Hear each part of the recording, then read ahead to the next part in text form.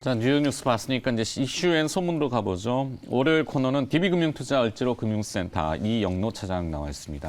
어서 오십시오. 예, 안녕하십니까. 주요 뉴스 쭉 봤는데 제일 네. 눈에 띄는 뉴스는 또 개별 기업이나 개별 섹터에 주목이 되는 네. K-팝.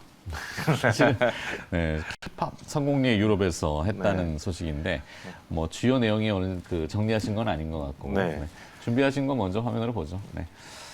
자, 사회적인 이슈일 수 있고 저희 뒤에 일발장전하고 좀 겹치긴 합니다만 오늘 이슈앤 소문 첫 번째는 북한의 코로나 확진자라는 표현을 지금 못 쓰고 있잖아요. 네, 그렇습니다. 네, 사실은 진단 키트가 없기 때문에 네. 확진자가 아니라 발열자. 예, 지금 그렇게 표현을 하고 있고요. 일간 뭐 30만 명 이렇게 40만 명을 지금 그렇죠. 넘은 걸고요. 그러니까 통계적 누적으로는 100만 명이 네. 넘어가고 지금 속도가 뭐 가히 기하급수적이기 때문에 통제를 벗어난 수준. 네. 이게 어쨌든 지금 북한에서 진단키트 전 세계에서 모든 국가들이 마찬가지고 한국만 진단키트를 자체 많이 생산을 하고 있어가지고 빠르게 확진을 하고 확진자 몇 명이다 그리고 정확한 이제 확진자가 누군지에 따라서 이제 자가격리라든지 이런 걸 통해서 방역 확산세를 좀 막았던 이런 방역 체계를 갖고 있었는데요. 이제 북한은 그런 진단키트나 이런 부분들이 없어가지고 여부를 그냥 열이 나냐 안 나냐 이걸로 지금 판단을 하고 있는 것 추정하는 같습니다. 거잖아요. 예. 네. 그래서 지금 중국도 마찬가지로 다 이제 봉쇄하듯이 북한도 지금 전국을 이제 다 봉쇄하는 걸로 가고 있는데 문제는 이제 이렇게 가게 되면은 중국도 지금 격리를 하면서 네. 식량 문제나 이런 부분들도 많이 있었는데 북한은 사정이 더 안 좋았으니까 이런 부분들이 좀 주민들이 상당히 지금 힘들어지는 형태로 가고 있는 것 같고요. 그게 이제 중국도 굉장히 민감하잖아요. 네. 제로 코로나에 거의 병적인 집착 그렇게 한단 말이에요. 예, 체제 그렇죠. 자체가. 근데- 코로나 전수 검사를 뭐 몇천만 명을 하잖아요. 네. 좀 이게 틀린 게 한국은 확진자가 기하급수적으로 막 얼마 전에 엄청나게 많이 늘어났었지 않습니까? 하루에 몇십만 명씩 이게 나오곤 했었는데 사망자 수는 늘지를 않았어요. 네. 그 발생률, 사망률이라든지 이런 부분들은 그대로 유지를 하고 있었는데 북한이나 중국 같은 경우는 그게 잘 통제가 좀 안 되는 것 같습니다.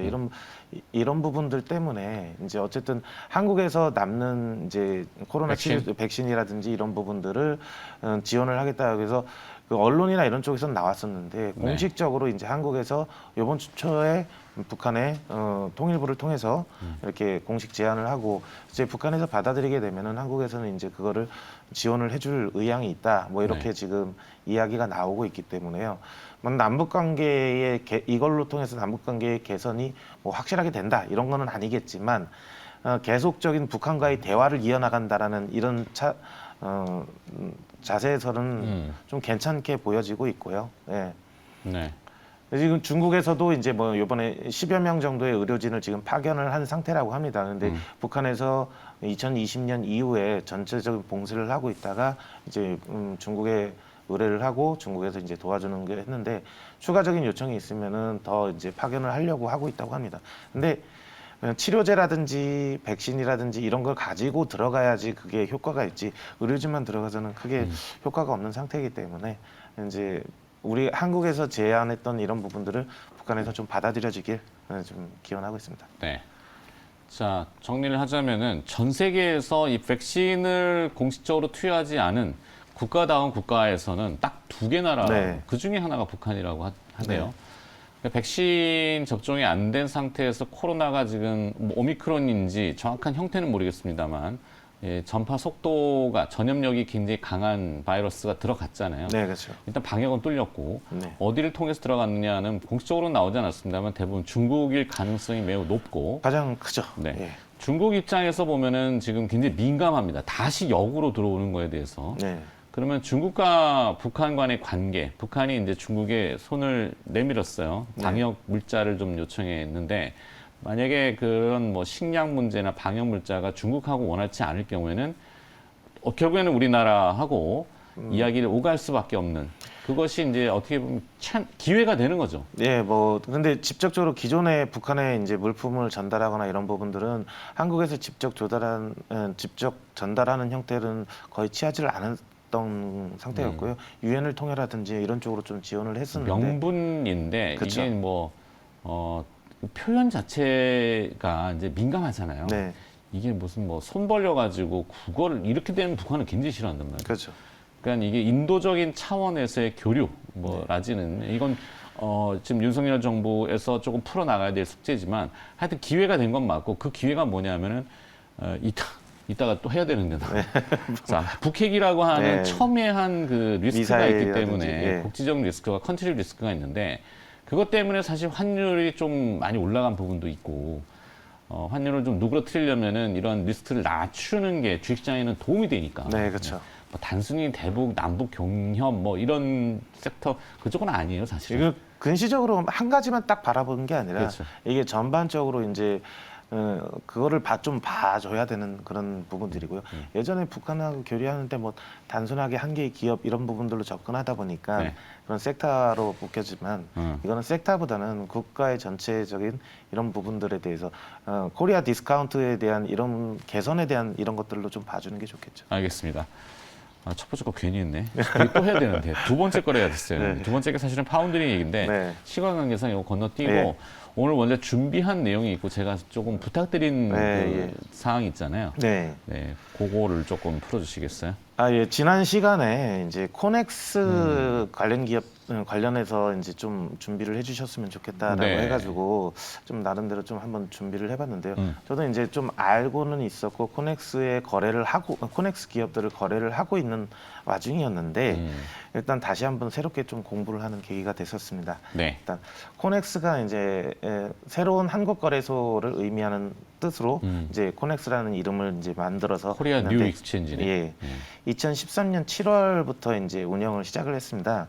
근데 이제 이게 이제 법인 창립 초기에 단계에 있는 기업들 이런 기업들이 이제 코스닥이라든지 코스피에 상장을 하려면은 요건이 되게 까다롭거든요. 네. 매출이라든지 뭐 회계감사 뭐 이런 부분들을 일정 시간 또 받고 그거에 대해서 통과를 하고 어떤 일정 부분에 대한 요건들이 갖춰져야지만 할 수가 있는데 코넥스 시장에는 일단은 그렇게 가망성 있는 기업들을 소개하는 장소라고 좀 보시면 돼요. 그러니까 장외 투자 개념으로 보시면 되는데 일반적으로 우리가 장외 투자를 했을 때는 투자를 했다가 그 투자금을 다 날리는 경우도 많고요.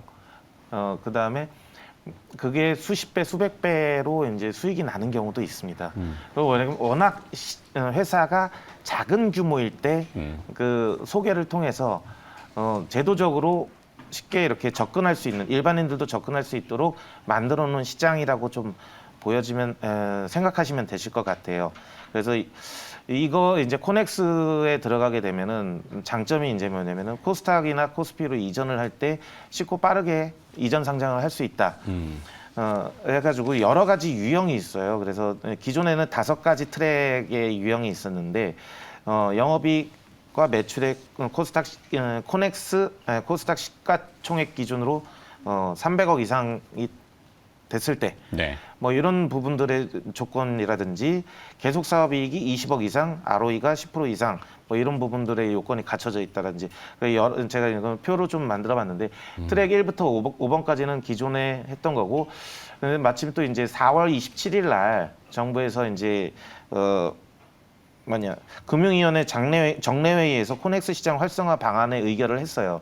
그래서 여러 가지 요건을 했는데 그중에 트랙 6번과 7번 같은 경우가 추가로 또 이제 지정이 됐고요. 이게 이제 5월 30일부터 이제 또 접근이 더 쉽게 만드는 이런 시장이 이제 나오게 됐습니다. 기존에는 코넥스를 거래할 때 3천만 원 이상이어야 됩니다. 계좌가. 예탁금이 기본 예탁금이. 이 기본 예탁금 맨 처음엔 5천만 원 이상이었는데 그것도 좀 줄여가지고 3천만 원 이상 기본 예탁금이 있는 분들이 코넥스의 주식을 매매를 할 수가 있었고요. 네. 이게 그렇다고 이제 3천만 원 이하에 있는 분들은 하고 싶은데 우리는 어떡하냐라고 말해서 그분들은 또 코넥스 전용 계좌라고 있어요. 그래서 3천만 원 이하의 돈들은 그 코넥스 전용 계좌를 통해서 매매를 할 수가 있었습니다. 네. 근데 이런 부분들이 다 이제 없어져요. 예, 이런 부분들이 없어지고 쉽게 접근해서 그 매매를 할 수 있도록 이렇게 좀 나와 있고요. 그건 증권사에 신청을 하면 되는 건가요? 그냥 일반 계좌에서 네. 주식 계좌에서 매매가 됩니다. 따로 신청 절차나 이런 까다로운 절차가 없이? 지금까지는 3천만 원 이상일 때는 신청 절차 없이 다만 이제 저희가 증권회사 직원들이 매매 처음에 거래할 때라는 이런 게 좀 고지를 하게 돼 있는 부분들이 위험 있어요. 고지. 예. 그다음에 그 3천만 원 이하인 분이 하고 싶을 때는 계좌를 전용 계좌를. 트셔야죠. 전용 계좌를. 근데 예. 그게 없어지고 그냥 기존에 거래하는 뭐 HTS나 MTS에 네. 3천만 원 이상이 있으면 그냥 코넥스 종목을 매매할 수 있다. 네. 이런 거고. 지금도 현재 그 HTS에서요. 코스피나 코스닥 기업 말고 코넥스 기업을 검색하시면은 바로 그냥 일반 창들이 다 떠요. 네. 예. 그래서 그 종목에 대한 것들을 내용들을 좀 보실 수가 있고 다만 이 종목들은 거래가 워낙에 없어요. 거래가 워낙에 없다 보니까 주가의 급등락이 심할 수가 있습니다. 예, 그래서 그런 점은 유의하셔야 된다. 네, 상당히 좀 그리고 환금성은 좀 떨어질 수 있다. 그렇죠. 네. 예, 이게 상당히 떨어지고 다만 이제 또 하나 투자 방법이 코스닥이나 코스피 같은 경우는 거래가 활성화돼 있다 보니까 빠르게 돈을 이제 현금화하고 할 수가 있는데 코넥스는 그런 식으로 접근하면은 상당히 매매가 어렵습니다. 그래서 네. 우리가 장외 투자하듯이 생각하시고 이거를 이전 상장 때까지 한번 지켜보겠다라는 개념으로 접근하시면은 상당히 좋은 기업들이 좀 많이 찾으실 수 있을 거예요. 그러니까 장기 투자의 형태. 네. 그러니까 요즘 같은 시세 변동이 굉장히 큰 시장이잖아요. 네. 그럼 단기 매매에 익숙하신 분들보다는 오히려 장기 네, 쪽으로. 그렇죠. 근데 워낙 지금 사실 그쪽은 조용하잖아요. 네. 그리고 지금 최근에 뭐 코스닥이나 코스피의 거래세가 좀 인하됐지 않습니까? 인하가 됐는데 이 코넥스는 거래세도 0.1%더 작습니다. 네. 예, 작고 이제 개인 투자자나 소액 투자에 대한 양도세도 이제 면제가 돼 있는 상태이고요. 그다음에 대주주 요건도 좀 완화가 돼 있어요. 4%의 10억 원에 대해서는 중소기업에 적용되는 양도세율을 적용을 하고요. 벤처 캐피탈이나 이런 쪽에서 투자를 했을 때도 세제 혜택이 주어지고 있는 그런 종목들입니다. 의외로 기회에 익숙한 기업들이 코넥스에 들어와 있는 기업들도 꽤 네, 있는 있습니다. 모양이더라고요. 지금 가장 코넥스 기업 중에 시가총액이 큰 게 SK 시그넷. SK 시그넷. 네, 이게 이제 2차 전지 쪽 충전기 만드는 회사인데요. 네. 제가 한번 얘기했었던 것 같긴 네. 한데. 그 이게 이제 원래 이제 코넥스 시장에서 있었던 건데 SK 그룹에서 인수를 했어요. 네. 인수를 해서 이제 지금도 코넥스 시장에서 거래가 되고 있는데 유럽과 미국 쪽에 그 충전기, 급속 충전기, 저속 충전, 완속 충전기부터 급속 충전기까지 다양한 라인업을 보유한 회사이고요. 네. 이거를 갖다가 미리 지금 유럽 쪽이라든지 이런 쪽에 많이 깔아놓고 있고 미국 쪽에도 지금 계속 보급을 하고 있는 거고 한국도 지금 이제 한국 시장에도 이제 그거를 점차적으로 충전기 대수를 늘려나가고 있습니다. 이게 이제 산업이 재밌는 게 인프라를 깔아놓고요. 네. 여기 깔아놓게 되면은 여기서 수익이 계속 발생됩니다. 예, 유지보수의 적정한 유지보수의 비용도 이렇게 받아들일 수가 이제 유지보수 비용도 나오고 있고요. 이런 부분들이 있기 때문에 많이 선점하고 있는 이런 대표 기업들이 훨씬 더 좋을 수도 있는. 그러니까 예. 지금 뭐 여러분들이 잘 아시는 KRX 한국거래소잖아요. 네. 거기에 이제 코스피, 코스닥, 뭐 파생 상품 이렇게 되어 있지만 네. 사실 그 밑단으로 가면은 KOTC, 코넥스, 네. 프리 IPO, 장외 거래. 네. 좀 이게 무슨 다단계도 아니고. 그래서 좀 이렇게 좀 정립을 좀 할 필요가 있고. 네, 예. 사실 그쪽의 거래 시장이 좀 많이 침체되어 있잖아요. 네, 취지 그렇죠. 자체는 중소기업 육성, 벤처 투자 육성 이런 건데, 네. 그죠? 아마 이쪽에서도 그 소위 말하는 슈팅 스타, 네. 네, 샛별이 나오면은 사람들이 모두 관심을 둘 거란 말이에요. 작년에 이제 코넥스 기업에 8개 종목인가 이게 신규가 들어왔고요. 네. 9개 종목이 9개 종목이 나갔습니다. 이전 상장된 겁니다. 네. 시간이 다 돼갖고 기업은 그러면 다음 시간에 아, 코넥스에 예, 유망한 기업들이 있을 거아요. 네, 예. 사실 오늘 했어야 되는데 네. 네. 지금까지 시청하신 분들은 뭐야 이게 어쩌라고 네, 유명한 기업들이 있다라는 얘기잖아요. 네, 그렇죠? 예. 아마 간단하게 뭐 조금 1분 정도 힌트만? 괜찮아요. 예. 그 제가 본 것 중에 이제 공부하고 이제 찾아본 것 중에 보면은 메디안 노스틱이라는 기업, 메디안 노스틱? 예, 메디안 디노스틱이라는 디노스틱. 예, 이런 기업이 있는데 이게 우리가 이제 반려동물들이 지금 계속 시장이 커지고 있잖아요. 그렇죠. 예, 이 반려동물 관련된 진단 키트라든지 이런 것들을 만드는 회사고요. 매년 매출액이나 영업이익이 증가하고 있어요. 네. 예, 그래서 이 회사 같은 경우는 코스닥 이전 상장이 좀 빠르게 진행되지 않을까. 천만 애견인들한테는 귀를 좀 긋는 그렇죠. 뭔지는 이따가 좀 여기 적어놓고 가요. 알겠습니다. 네. 다음 시간에는 네. 뭐 코넥스와 KOTC 뭐가 됐든 하여튼 네. 장내 시장에서는 지금 좀 식상하니까 네. 장내 시장에서 조금 거래가 이제 유망해질 만한 기업들 좀 가끔 이제 정리해서 새로운 종목들에 대한 것들을 제가 소개 이게 한번 신선하잖아요. 시켜드리겠습니다. 이런 게. 예. 남들이 안 볼 때 봐야 됩니다. 예, 남들 다 볼 맞습니다. 때 보면은 뭐 수익이 없어요. 자, 오늘도 흥미로운 거리를 알려주신 DB금융투자 얼지로 금융센터 이영노 차장이었습니다. 고맙습니다. 예, 감사합니다.